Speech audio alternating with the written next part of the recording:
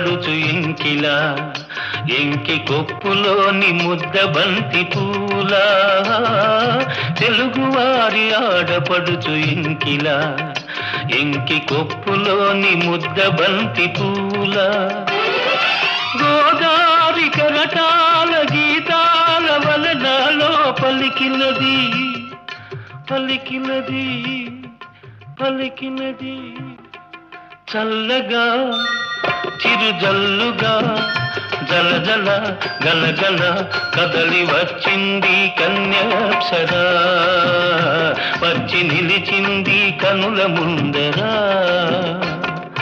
తేట తేట తెలుగులా తెల్లవారి వెలుగులా